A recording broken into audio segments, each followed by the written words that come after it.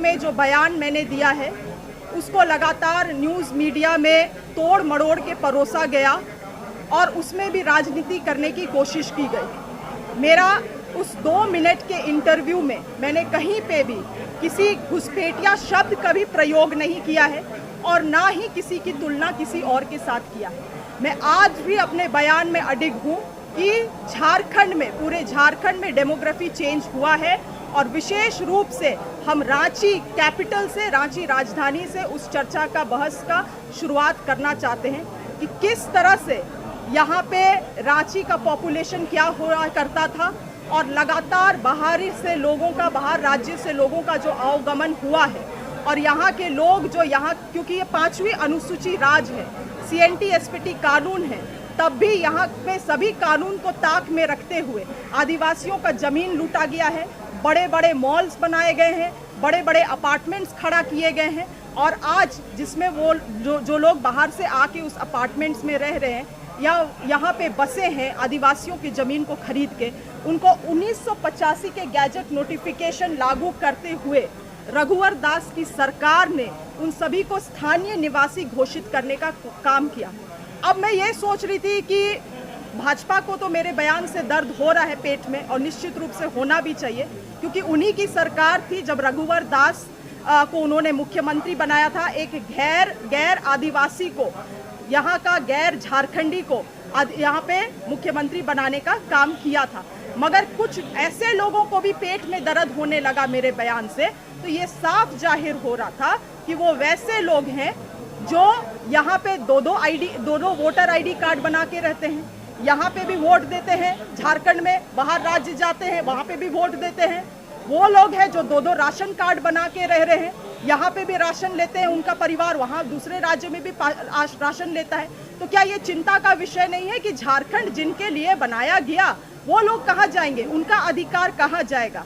और इसीलिए वैसे लोगों के पेट में दर्द हुआ है जिन्हें दोहरा लाभ या तीर लाभ अलग अलग राज्यों से लेने का काम कर रहे हैं। क्योंकि अगर जो झारखंड में है, क्योंकि बहुत लोग ये भी बोल रहे थे कि बिहार अलग हुआ, झारखंड अलग हुआ बिहार से 2000 में, निश्चित रूप से बिहार से अलग हुआ। तो जब बिहार से झारखंड अलग हुआ तो आप और हम कौन हुए? नो मोर बिहारी, हम लोग तो झारखंडी हुए। तो जब अब हम बोल रहे हैं कि लोग बिहार से आके यहाँ के आदिवासी मूलवासियों का राज्य का अतिक्रमण कर रहे हैं, तो यहाँ पे कौन लोग हैं जिनके पेट में दर्द हो रहा है? ये बात मैं जानना चाहती हूँ। साथ ही साथ जो डेमोग्राफी चेंज का बात हो रहा है पूरे रांची में आप देखेंगे, और मैं इसको मनगढ़ंत चीज़ों के साथ नहीं, 1991 का जो जनसंख्या है का डेटा है मेरे पास और जो उसमें रिसर्च कराया गया था, उन सभी आंकड़ों को लेकर मैं आई हूँ। और यहाँ पे साफ आप देखेंगे कि झारखंड के आदिवासी जनसंख्या 1900 में 65% था और 1991 के जनगणना में वो घट के 27% हो गया। और इस रिसर्च के अनुसार अगर आप जाइएगा तो यहाँ पे ये भी कहता है कि जिन जिन प्रखंडों में गिरावट हुई है वो प्रखंड अधिकतर बिहार से सटे हुए प्रखंड है और साथ ही साथ वहाँ पे कोयला माइनिंग का काम होता है। और यहाँ इस रिसर्च में ये साफ लिखा गया है कि झारखंड क्षेत्र में आदिवासियों की घटती हुई प्रतिशत का कारण बाहरी लोगों का आना है, यहाँ से आदिवासियों का पलायन है और जनगणना में हेराफेरी है।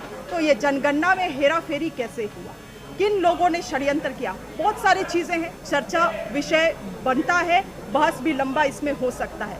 इसीलिए आखिरी बात जो आज मैंने विधानसभा में उठाया मामला कि महिलाओं के, आदिवासी महिलाओं की छवि को ये लोग धूमिल करने का काम कर रहे हैं कि जिस तरह से अगर बांग्लादेशी घुसपैठी झारखंड में आए हैं, आदिवासी महिलाओं से शादी किए हैं, उनके साथ दुर्व्यवहार कर रहे हैं, बच्चा पैदा करके उनको छोड़ दे रहे हैं, फिर से किसी और से शादी कर रहे हैं, तो निश्चित रूप से आप ऐसे मामलों के सामने लाए, हम लोग उस पर कार्रवाई करेंगे।